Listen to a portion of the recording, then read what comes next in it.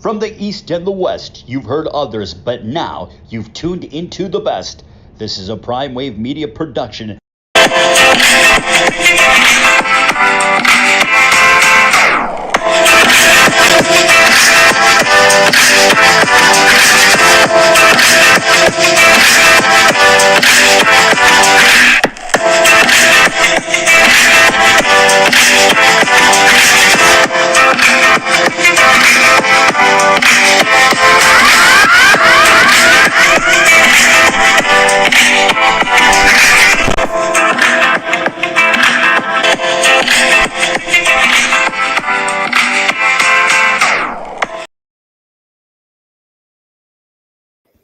What's up, world? It's the one and only Pop DBIC, the Primetime Capper. I'm feeling good. I'm feeling great. I hope you're feeling the same. And it is time for the premier sports betting show, the Primetime Angles. Let's go ahead and jump into the first topic. And what I have for you is the Knicks tied up the series last night by outlasting the Heat 111-105 at the Garden. Will Jimmy Buckets be available for Game 3? That's the biggest question that we all have for today. They're saying, yes, Jimmy Buckets will be available. Last night, the Knicks needed a must-win situation, and the Heat showed up still last night. Heat are not playing anything like a eighth-seeded team because this team did win their division. They weren't a bad team coming into the playoffs. They just were in an unfortunate situation that had them at the bottom of the playoff bracket. So they get the big upset over the Bucks, who were somewhat shorthanded with hurt Giannis, who was playing hurt. And then you have the Knicks, who went against a very inexperienced Cavs team. Cavs feeling a little dumb now because they let Kevin Love go, who went right to Miami. And as you can see, they are in the second round. The Cavs are back at home. So last night, when you look at the stats, you have the Heat led by twin Martin, Caleb Martin. He had 22 last night. That was something that you kind of didn't see coming. You would have thought Bam would have led the way last night for this team, but he did not. They had 4 guys in double figures last night. That was pretty good, but they needed a little bit more there at the end, but just they're okay. They stole game 1. That was the whole purpose of, it's the whole purpose of the playoffs. You have to win your road games. Winning home games are almost like, yeah, that's going to happen. You know what I mean? Like, those aren't really bragging points. To me, winning on the road is literally can put you in the right position to say that, you know what, we won one road game. All we need to do is take care of our business at home. If you sweep your home games, you should be fine once you win a road game, And I know Miami's thinking with that mentality right now. That's why they didn't go crazy about it, but they really did want to win that game last night. It was like no doubt about it. They played hard. They were up 5, 6, 7 points at points in that game as well too last night. So there was a lot of reasons to tell you that Miami wanted to go back to Miami 2-0. So the Knicks did everything in their power to avoid that, and it worked. Last night, their big three had a great night. Their big three wound up actually going for 79 points as a group last night, to be exact. You had Brunson with 30, you had Randall with 25, and you had Barrett with 24. Then they got 14 from Hart. So this team played excellent basketball last night. They only had 4 guys in double figures, but that's okay. They were able to have 2 guys score 20 plus, and then a guy scored 30. That always works out pretty well for you. But they had a really good effort last night. Julius Randle was exceptional with 25 points, 12 rebounds, 8 assists. He pretty much directed the way for this team. RJ Barrett was good from the three-point stripe. He went 5 of 9 last night. Brunson went 6 of 10. So the Knicks did everything well. And when you break down the stats of the game, the Knicks out-rebounded them, and they also were able to get 3 more offensive rebounds. But the Knicks had a big differential on the rebounding front with 50-34, but that's not a good stat. They should have beat them by a lot more than this. When you have 50 rebounds to 34 and you only win by 6, there's a lot of things that you messed up on in this game that put you in this position. And I'm looking at it right now. The Knicks did not shoot the ball very well yesterday, but they did shoot better from the three-point stripe. But they were having issues making their free throws as well, too. They won 70%, but they only hit 21 out of 30. If that was that's those are the little things that keep teams in games. And so that's what I'm looking at right now. So all in all, Jimmy Butler is said to be back for game 3. It still will be a game time decision because he did roll the ankle. And it can give Miami a little bit of time to say, okay, we may play him, we may not. But I know one thing, though, he won't be missing game 4. Okay, so this was a good game. This was a good spot. This is one of the better series that we've had in the playoffs in some time now. It's very unpredictable as well, too. That's what makes the series very good. But we are headed back to Miami, and we'll be back in Miami on Friday. Well, actually, when are we going back to Miami? We're going back to actually, they're going to have a lot of time off here. We're not going to get back to Miami until Saturday. So we have Miami on Saturday, and we have the Lakers and Warriors on Saturday. So that's pretty crazy that, pretty much they're giving Miami and New York like 3 days off right now. So that works out. That should be fun. I know a lot of us are gonna are looking forward to it, and I know that they're not trying to rush these series too much either. So with that, we move forward. Let's go ahead and move on to our next subject in hand, and that's going to be the state of the Lakers. The Lakers, because they played last night, and boy, they played exceptional last night as well too. The Lakers were absolutely incredible. There were a lot of things that the Lakers did very well last night that kept this team, in the game and kept them to the point to where, it wasn't going to be a tough game. And I think that it wasn't that tough of a game, even though the Lakers only won by 5. I still feel like the Lakers had that game in the bag most of the night. The Lakers were able to out-rebound the Warriors 53-49 last night. They got 13 offensive rebounds to the Warriors 14. They also were able to get 10 blocks last night, which was huge. The Warriors won the assist battle going 30-24. They also hit 21 three-pointers last night as well, too, finishing a little bit under 40% with 53 attempts. The Lakers went 6 for 25 in that regard, but the Lakers shot much better from the field. They had the same amount of field goals made, but the Lakers' advantage came with shooting 29 free throws last night because the Lakers were taking it to the rim left and right, and then the Lakers only fouled so much last night, and it wound up only yielding 6 free throws for the Warriors. A lot of people are going to look at this and say that this game was ref heavy, but it was not ref heavy at all. The Warriors are a team that does not play great defense, regardless of what you say and what you think about this team. They're a terrible defensive team. Okay, they do well because they have a guy in Looney who will sacrifice points to get 20, 25 rebounds in a game. But they really don't rotate that well, and they let a lot of free passes to the hoop. So that's what the Lakers took full advantage of. The Lakers went to AD early. AD had 21 points at the half. That was huge. Actually, 23 points at the half. That was huge for the Lakers in this game last night. LeBron, he didn't start off the game great, but he had a great second half, and he had moments there. But I think that the key part to this game and the Lakers winning this game was Austin Reeves and D'Angelo Russell scoring the first 16 out of 21 points of the third quarter. Both kind of went on their own little mini scoring runs. First, it was D'Lo who scored eight points in a row, and then you had Reeves hit 2 threes in a quick bucket, and he had a quick 8 in a row. And the next thing you know, the Lakers are up 10 points. And they didn't need LeBron and AD to set the tone. They got the tone set by other starters last night. So the Lakers are becoming their own full unit. And the Lakers are full of scorers. And that's what made last night so special for the Lakers. The Lakers also did very well when it came to reducing buckets. In the first half, the Lakers wound up giving up 64 points. They scored 65. In the second half, they gave up 48.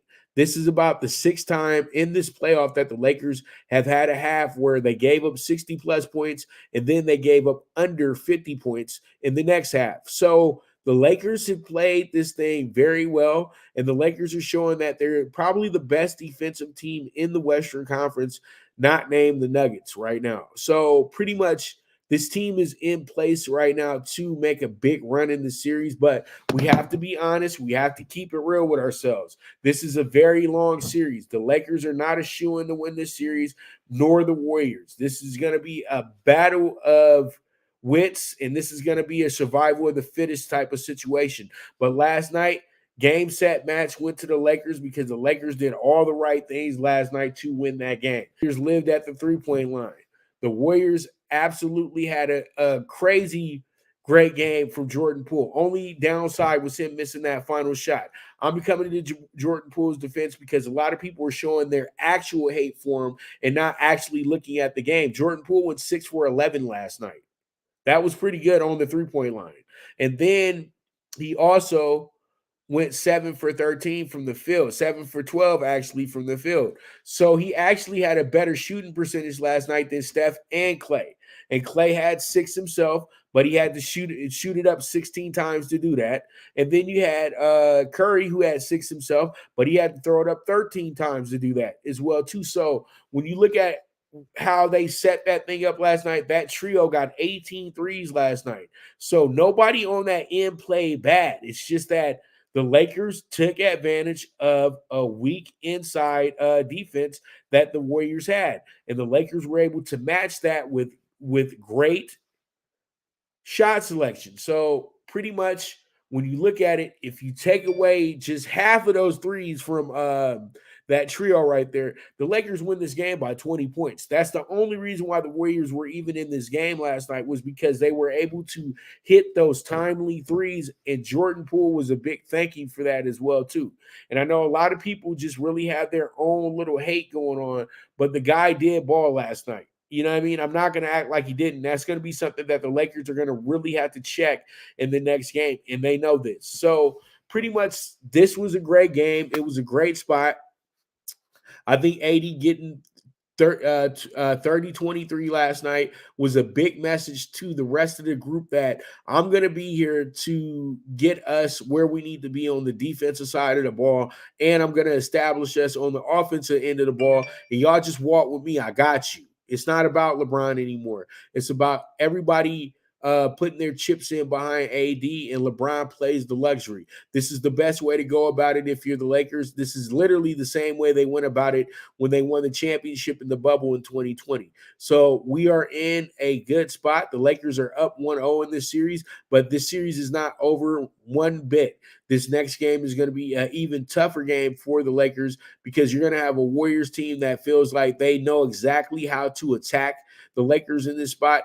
But I truly do feel like the Lakers will make some proper adjustments, and they should be able to have themselves a game that's going to be very close with the Warriors come Thursday night. So with that, let's move forward and let's go ahead and jump into our next topic in hand, and that's going to be this one. It's going to be me talking about the game 2 tonight in Boston. So we have ourselves game 2 tonight in Boston. Also, congratulations to Joel Embiid. He did win the MVP of the NBA last night, so we don't have to wait on the NBA honors NBA awards anymore.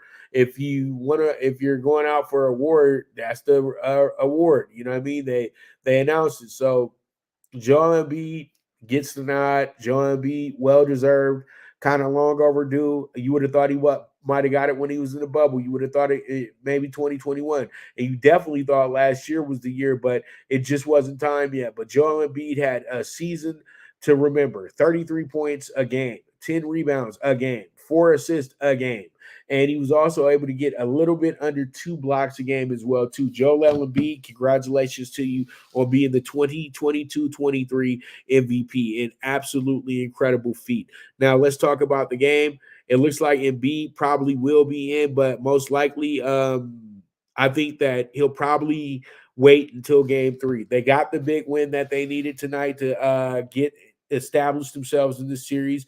I think that people forgot how good the 76ers were. The 76ers have one of the better rosters in the NBA. So even without Embiid, they give themselves a good chance to win basketball games. And that's exactly what happened on Monday night. So The Celtics are looking to put themselves back in position to tie this series up because they really did drop this game in really familiar fashion because it seems like the Celtics get a little complacent, they get a little cute, they get a little cocky, and they wind up losing leads. This happened to them a lot during the season, especially against teams that were below 500. And I feel like sometimes they just don't play up to their competition, and they have this idea that eventually the Sixers are going to lay down because that's what they always do.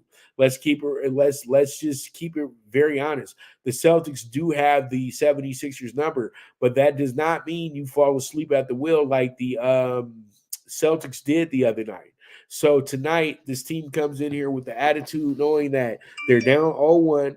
You can't go down 0-2 and be headed to Philly. You have to put yourself back in the series tonight. So they're going to play this game with big effort, in my opinion. In Philadelphia, if they go about this thing the right way, they'll go ahead and rest Embiid. Even though Embiid does want to play, I would say you have to rest him because you have to give him an opportunity to really be 100% for the game. You could put him in this game and he'll likely get set back. But from what they're indicating is that it looks like he'll be a go for game 2. But I think that this could possibly, but he's still doubtful. So I think that we'll know in the next few hours if he's going to actually play. But knowing Doc, he'll probably say he's good. And we'll just go about it with the way that we got it so we can catch Boston off guard because now you got Boston thinking, okay, now Embiid may play tonight. How do we do our matchups tonight? Blah, blah, blah, blah, blah. And that does distract you a bit right before the game because you're trying to focus in on game plan, how you're going to approach that game plan. And then when they're telling you Embiid's 50, all blah, blah, blah, blah, blah, then you have a game plan set for him and you have a game plan set for life without Embiid. And I think tonight they need to set the game plan up as if Embiid is playing.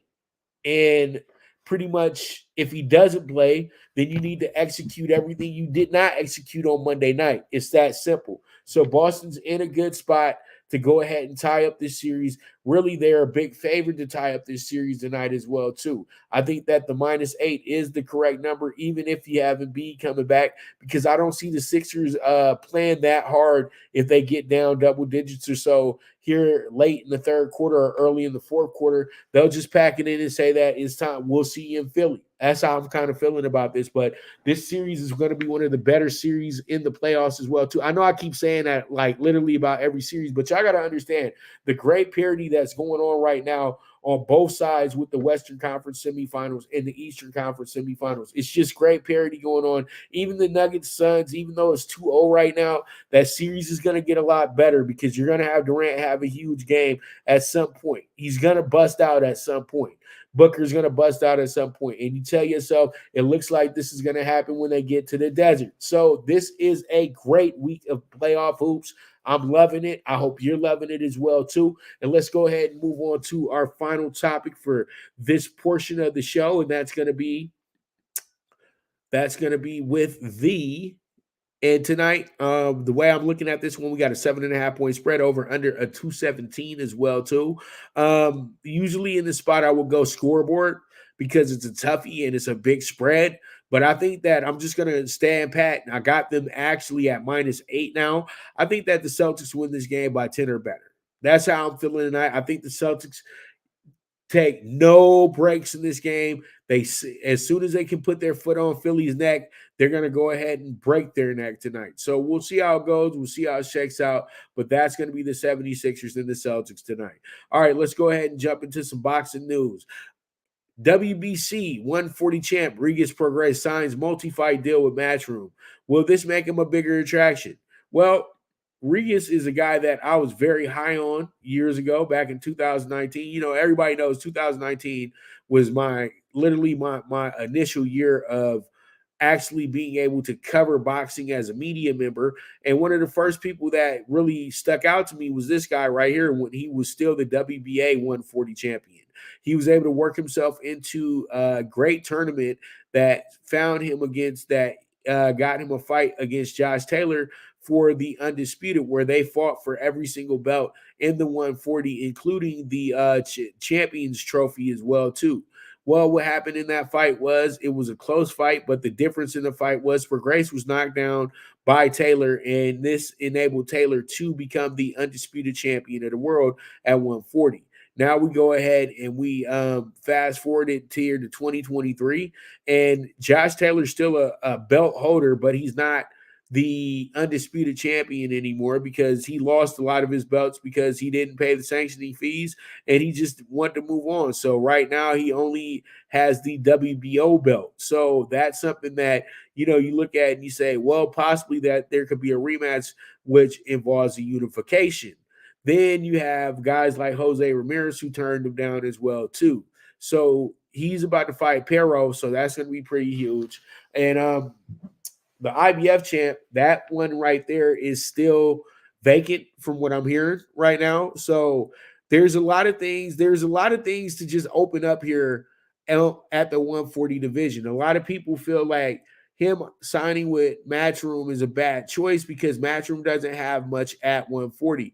Guys, you have to understand that all these boxing promotions have plenty of guys at these weight classes. And when you have one champion in the weight class, you don't have to worry about having 10 other guys there to fight him because you're going to have guys there to fight him. It's everybody, people have to understand, yes, these promoters put these guys on TV and all that good stuff, but that doesn't necessarily mean that they're exclusively signed to that promoter. So they can go and get whoever they want to fight Regis Prograis as a challenger. You guys make everything so more complicated than what it needs to be. If you're not a champion type boxer and you're a person that they see as a gatekeeper or somebody as a stay busy tune-up fight, it don't matter if you fought for PBC the last time out, top ranked the last time out. You're an independent contractor, so you can fight wherever you want. So really, it's just about how you want to match make the fights. And you know that the guys that you like and you want him to fight are not going to fight him because it's not because they're at another promoter. They're not going to fight him because they can't jump the line. You know, that's the biggest problem with boxing right now is that everybody wants their favorite boxer to jump the line. You can't jump the line in boxing, dude. You have to wait your turn. And the only way you get to jump the line is if you put butts in the seats. Period, point blank. You guys have to understand it's more to the business than me just knocking people out and just showing up and saying that I fight the best and I want to fight the best and I want to do this and I want to do that. It's a business to this thing first. And you guys do not understand the business part of it as much as you guys think you do. You don't. And pretty much right now, Prograis will be at the mercy of the WBC, which what they'll probably do for him as a favor. They'll do he'll have two mandatories that they set up for him to where he'll make a minimum $250,000 for defending his belt. And he'll get the fights that he wants to get. When you go to Eddie Hearn, you're going to Eddie Hearn so you can be an active boxer. It's that simple. That's one thing Eddie does well. Eddie will get you fights. So probably what will happen with Prograis first is he'll get somewhat of a tune-up, stay busy fight. Then he'll have a fight to where it's a mandatory opponent. And then they'll set up a big fight for him to where it's going to be a unification situation. And he'll possibly fight somebody like a Teofimo Lopez. Or he might be able to get his dream fight now with Adrian Broner, since Adrian Broner's not with PBC anymore. And they can actually make that fight happen because Don King is willing to work with anybody. So there's a lot of options out there for Regis Prograis. It's not that because he's on Matchroom that all of a sudden he can't fight anybody. He can fight anybody he wants. He's a world champion. He's not a challenger. That's the biggest problem that you guys just don't want to just realize. And I'm not saying you guys meaning everybody. I'm just meaning that the stuff that I see on the Twitter, the stuff that I see in boxing blogs and everything, it's absolute bullshit. It's not the dude is going to fight who he wants to fight. He's a champion. He chose to be with Eddie Hearn because Eddie Hearn is going to deliver a 7-figure payday to him. He's going to make a couple $1 million dealing with Eddie. Eddie's going to pay him. He's going to guarantee his rates, his money. You have to understand, Regis has earned this because he's dealt with some of the shadiest promoters and shadiest managers and shadiest people in the business. So now he has to get his. And so Sorry he didn't sign up with PBC. Sorry he didn't sign up with Top Rank, but he signed up with somebody he has some trust for, and that's Eddie Hearn. A lot of people trust Eddie because Eddie will get you your money. At the end of the day, they're prize fighting. It's about the money. All this pride stuff and all this, I'm daring to be great shit, it's all bullshit. It's all about the money at the end of the day. And Prograis went to Eddie because they offered him the most money. And now he's at a point to where he's about fighting for money. All that fighting for championships, fighting for pride, fighting for to make sure that somebody is satisfied with that I'm a killer and they can confirm that to their friend. All those days are over with. What he's on right now is actually making some real money out of the business because he's what? A world champion. All right. So that's just a little taste about what's going to go on on Friday. You know, just a little bit. I just want to give you guys a little boxing news preview because Friday we'll be bringing back Sweet Science, aka Big Wave Boxing, and I may have a guest, I may not, but I am going to go ahead and give my real 2 cents, and I'm not going to hold back either. But Regis Prograis, I would say I give you an A for making this move because I know you personally, and I know that you deserve the absolute best in this boxing game because you earned it, you deserved it, and you have the WBC belt. It's not about unifying. It's about getting the best dollars out of the situation. Because at the end of the day, it's a business. All that other extra prideful and all this stuff that you guys think is important, it ain't. It's all about the dollars at the end of the day. Ain't nobody going in no ring to go get beat upside the head just so you can feel good, so you can say that he had a great moral win. Yeah, you guys watching way too much Rocky Kid. So with that, we're going to go ahead and take a quick break. When I get back, we'll be talking Dodgers, we'll be talking baseball, and then after that, we'll be talking tickets. So you guys stay tuned. This is the Premier Sports Betting Show, the PrimeTime Angles with the one and only Pop DiBiase, the PrimeTime Kappa, and I'll be right back at you. Good News Only Racing Club, led by the legendary Doug O'Neill, the trainer of 2 Kentucky Derby winners, and I'll have another in Nyquist. Also trained 2-time Breeders' Cup champ Golden Sense, who are just a part of a long list of thoroughbred champions trained by Doug O'Neill. The Good News Only Racing Club has a young core of horses to look out for in Dennis's Celery, Irish Heatwave, and Notre Dame, just to name a few. Win the day every day with the Good News Only Racing Club, a proud sponsor of the NFL Bet Exchange. From the East and the West, you've heard others, but now you've tuned into the best. This is a Prime Wave Media production.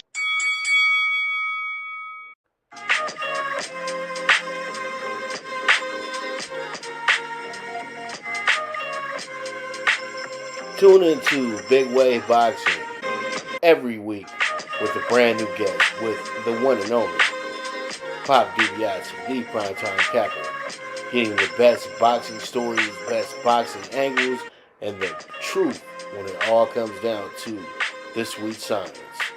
Tune into Big Wave Boxing on the Prime Wave Media channel on YouTube.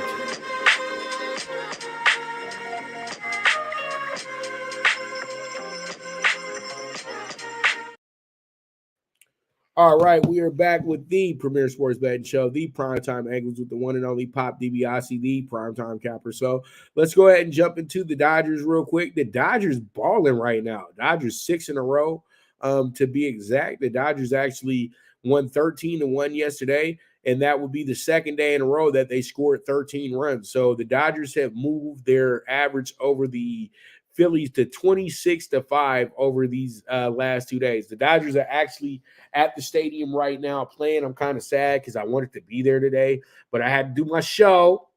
And, it's midday. Dodgers are actually down 5-0 right now. So the young boy is absolutely getting shredded right now. Gavin Stone, he's 2.23 innings in. He's already given up 4 runs today. He's just having a rough go of it right now, and they're in an inning where things are just kind of going to the left right now. But they've crushed on the Phillies. Possibly they can make a comeback today, but it looks like that it's not looking too good at the stadium today. But the Dodgers are already 3 innings in, and they are down 5-0. So that's where that's at. But all in all, the Dodgers have won 6 in a row, and they've won 6 in a row fairly convincingly. They've done a good job of doing that. Also, Gavin Stone, I'm not worried about him being a really great pitcher because this is his first day. Phillies, and when you get your butt kicked 26-5 in 2 days, by the time you get to the third day, you're going to be pretty frustrated at batting practice, and you're going to try to make sure that whatever pitch you see that looks good, you're going to jump all over it. You're not going to have any more indecisiveness. You know what I mean? So looking at the Dodgers' upcoming schedule here to start the month, the Dodgers do have a 6-game road trip coming up after today. The Dodgers will have tomorrow off, but this weekend they go to San Diego to Petco. They're going to play them in a 3-game setup. And then Monday they have a 3-game jaunt with the Brewers. And then they fly back to Los Angeles Thursday, and they have the day off. And then they'll play the Padres over the weekend, and then Minnesota comes to town on the May 15th. So they'll have that team. So they'll be playing another 6-game homestand right after that. And then the Dodgers, right after they get done with Minnesota, they go on a 10-game road trip, and then they finish up the month against Washington at the end of the month. But I would say the most important series of the year is coming up right now this weekend. Cinco de Mayo in San Diego. It's going to be absolutely epic. The Dodgers should be able to bring in a big crowd that night because it's Cinco de Mayo in San Diego, and you already know that the Dodgers need to go to Petco Park and collect rent. I know that there was this little idea that they had a lot of fans when they beat the Dodgers in the playoffs last year, but let's all keep it real. Let's keep it real. We know who owns that ballpark when the Dodgers are in town. So pretty much it's going to be a reunion of Dodgers fans and San Diego fans, man. Is always fun. So this series should be a lot of talking back and forth between both fan bases. But let's go ahead and just look at Clayton Kershaw. Clayton Kershaw is entering maybe his 15th, 16th year in the league, and the guy is pitching like he's still a young pitcher. He was absolutely studly over the weekend when he went ahead and actually went 7, struck out 9, only gave up 2 hits, and gave up no runs. Kershaw has been really good. The only game that he had some issues with was when they played the Diamondbacks, his second start of the season. But other than that, Clay's been on point. He's been on the money, and he's actually been so good in his last 3 starts. He's actually totaled 24 strikeouts and only 3 runs, and he's only allowed 8 hits in the process as well too, and only walked 1 batter. So Clay is doing amazing things this year, and I think that he's really has found his old mojo again. I think that if you're looking for anybody to possibly win the Cy Young this year, it could be him. He's has a 1.89 ERA, so he's back to doing Clay Kershaw type thing. So that's something that you get a little excited about. And then, Outman's slowing down a little bit. I was looking at these strikeouts the other day, and I said, my boy's slowing down a little bit. He's batting at 280 now. He was at three something for a while, but, it happens. It happens, but I would like to see him kind of cut down on these strikeouts a little bit because it's been kind of a routine thing the last, I would say, 8 games or so. Even one game striking out all 4 times in Pittsburgh. So he's going to have to be a little bit more disciplined at the plate and understand that he's a guy that can work a walk every game if he wants to, because that's how dangerous he is in the lineup. But you got to get this guy to get that confidence in him. But I think he's been good. I'll keep it real. I think that Outman's been really good. I'm very happy with what I see with him. But all in all, the Dodgers know that The season's still long. They're in first place now. That was a big, big win yesterday and a big loss because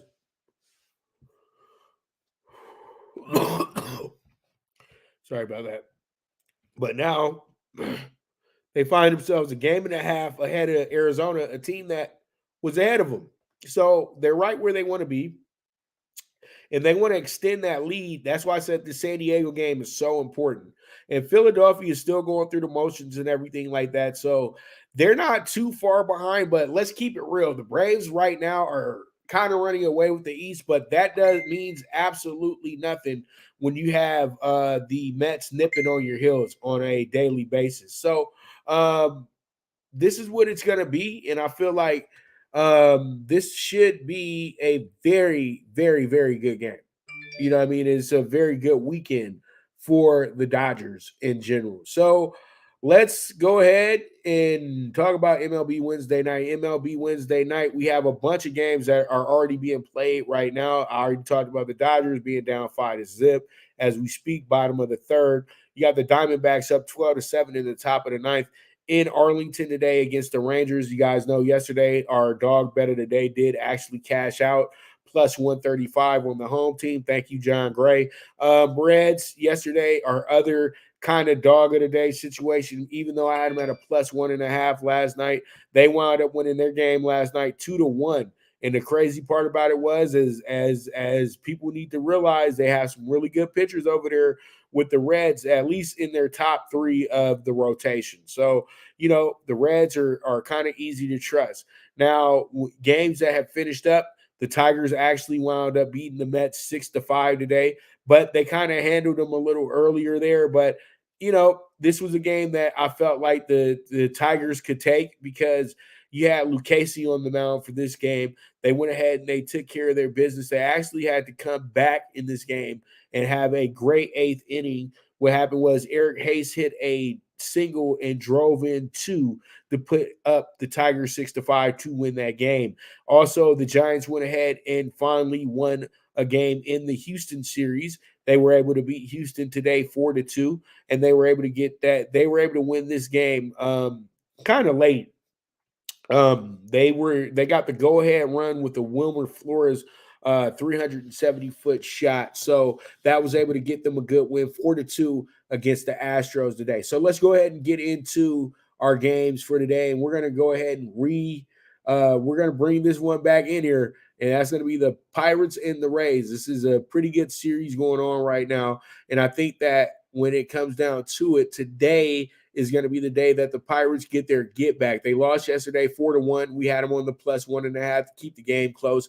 But today I'm going to be a little froggy and leap, and I'm going to take them with the MLB dog bet of the day today, and they're going to be a nice number as well. 2 for us. We're going to be getting plus 175 today, plus 180 today on the Pirates. I like that number a lot. We're already 1-1 for the month on the dog of the day. So I think that we can get this bad boy home because they got two of their better pitchers going today. I know McCallan has been really good this season, but also the Pirates pitcher Mitch Keller has been very good this season. Both these pitchers are undefeated coming into the game. Mitch Keller had a really good game against the Dodgers last time out. He struck out 10, gave up 2, and only gave up 5 hits in that game and only walked 1. So he's been playing some pretty good baseball, and he's had his best game of the season to get his 3rd win of the year. McClellan, on the other hand, has had some very good run support and literally has been able to get wins in each and one of it in pretty much all of his starts and hasn't given up more than 2 runs in a game this year either.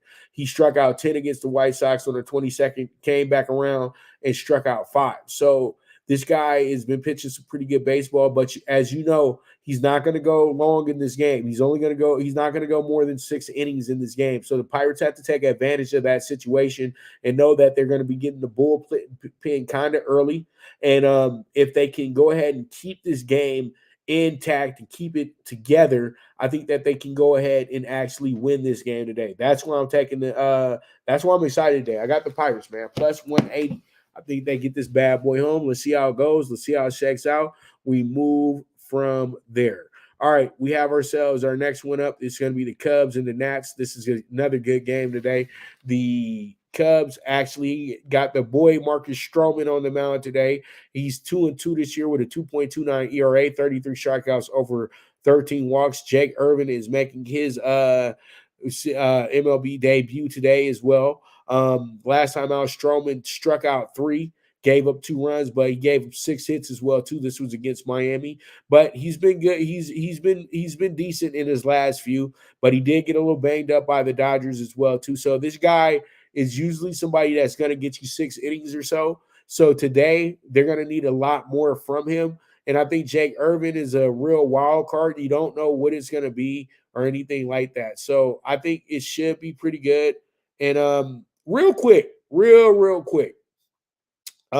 Chris Fowler is headed to Monday Night Football. I kind of think that I like Steve Levy on Monday Night Football. I don't know why they got rid of him, but I just wanted to report that to you guys real quick. That for I think what is it now the 3rd year in a row that they're changing the head play-by-play and on Monday Night Football. So I guess pretty much what you call it will be bringing in a pretty good. We were thinking about a pretty good group all in all. So this one is something that I really truly feel that, this game is one that you say, okay, this is going to be a goody. And seriously, when you put it all together here, you'll have I think that you really do put yourself in a good spot. And I think that the Cubs actually can run away with this game, to be honest with you. I think the Cubs are very good for that in this spot as well, too. So we'll see how it goes. We'll see how it shakes out. But I do like the Cubs today to go ahead and take care of their business here. Let's move forward and jump into our next one. It's going to be this. It's going to be the Minnesota Twins and the White Sox. White Sox, absolute everyday struggle right now on the South Side. Those guys are pathetic. But Dylan Cease is on the mound today. That should be good for him. That should be something real good for him because they need somebody to step it up for him. Louis Varland will be on the mound for the Twins today. Varland made his MLB debut against the Yankees on the 14th. We haven't seen him in a while. He had a little setback since then, but he's back now. He went 6 innings that day, struck out 8, gave up 3 runs, but was not a part of the decision. So this today, since you have a pitcher that hasn't been around for about a month, and then you got Dylan Cease, who's seen as the best pitcher for the White Sox at the moment, you got to go ahead and you just take the scoreboard because you can't trust anything that the White Sox are doing right now. So I'm just going to go ahead and take the scoreboard, and I'm going to take the under 7.5 here. I think that's a good play. I think that it's a strong play. So we'll see how it goes. We'll see how it shakes out. But Twins, White Sox, it should be a good one on the South Side today. So pretty much let's go ahead and jump into our final game that I got previewed up for you. That's going to be the Brewers and the Rockies. This one right here, I'm going to be really quick about it. This one got overwritten all over. You got 2 guys that absolutely have been getting crushed lately. Eric Lauer has always been a bad role pitcher, in my opinion. Even though he did pretty good in these 2 starts against the Padres and the Mariners, I still think that he's going to have his problems today because he's in Colorado. Colorado always presents a lot of issues for pitchers who give up a lot of runs. And I think today this is going to be a day where Lauer is going to get a little banged up. And he always had some issues at Colorado when he was pitching for San Diego. Kyle Freeland, a guy that is usually a very 50-50, iffy pitcher. He's been much better than he was when he gave up 9 runs against Pittsburgh on the 18th at home. This time around, though, he had a pretty good game against Arizona, but they were unable to get the win that day. So he's 2-3 on the season, but I truly do think today this game does go over the 12. I think that we can damn near get to almost 20 runs in this spot today. So I like what I see. Let's see how it goes. Let's see how it shakes out. But I do like the over 12 with the Brewers and the Rockies today. So with that, we're going to go ahead and take another commercial break, a final commercial break. And when I get back, we will talk those tickets. So you guys stay tuned. This is the Premier Sports Betting Show, the Primetime Angles with the one and only Pop DiBiase, the Primetime Capper. Now you and your friends can compete in the sport of kings and win big with Stable Duel. Get the app, pick your horses, and get in on the thrill of horse racing with daily games competing against other players. Bring home the glory and the cash and move up the annual leaderboard while you leave your competition in the dust. Get in the game with Stable Duel. Play, race, win. Good News Only Racing Club, led by the legendary Doug O'Neill, the trainer of 2 Kentucky Derby winners and I'll Have Another and Nyquist. Also trained 2-time Breeders' Cup champ Golden Sense, who are just a part of a long list of thoroughbred champions trained by Doug O'Neill. The Good News Only Racing Club has a young core of horses to look out for in Dennis's Celery, Irish Heatwave, and Notre Dame, just to name a few. Win the day every day with the Good News Only Racing Club, a proud sponsor of the NFL Bet Exchange. All right, here we are. Let's go ahead and jump into your favorite subject, my favorite subject, and that's talking tickets. All right, so let's go ahead and talk these tickets up first. We got ourselves the PrimeTime PK6, 69-1. We got the Braves today with the minus 135. Also, that's not the Mets. That's supposed to be the Cubs, minus 1.5 to the Cubs today. And that's going to be minus 120. I'm going to fix that for us as well, too. We also had the Pirates plus 175. That should be a good one as well, too. We also have the under 7.5 with the Twins and the White Sox today.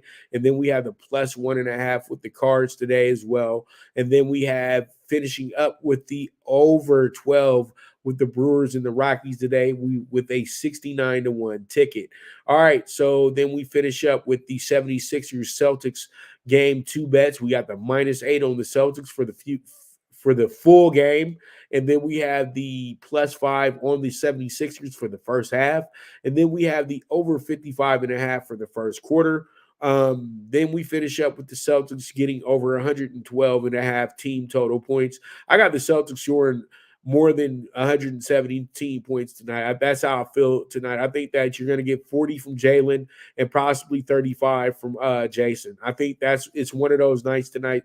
They have to get that get back from what happened the other night. So it is what it is, and that's what it's going to be. So those are our 2 tickets for tonight, our 2 lists for tonight. So you guys, as always, say single what you like, and let's see what we can do. Let's see if we can get this bad boy home. Tomorrow, we got ourselves some good NBA games to talk about as well, too. We got the Lakers playing tomorrow as well, so that should be a lot of fun.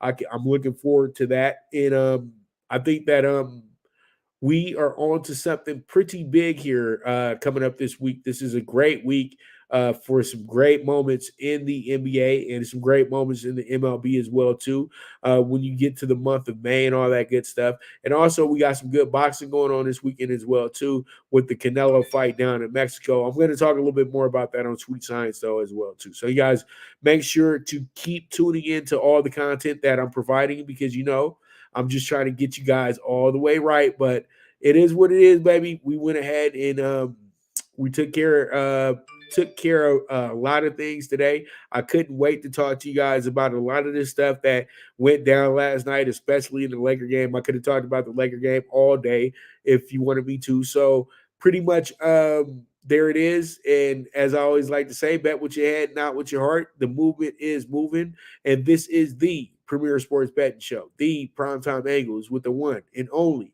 Pop DiBiase, the Primetime Kappa, and I'll be right back at you tomorrow. And you guys have a beautiful day. And as I always like to say, win the day as well, too. So with that, I am gone.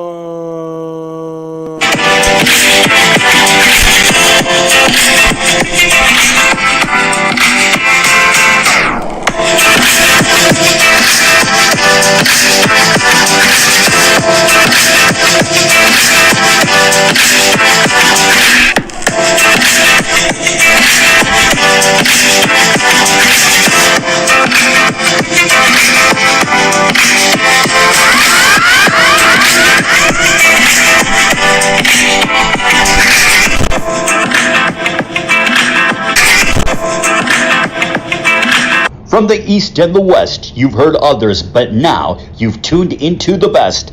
This is a Prime Wave Media production.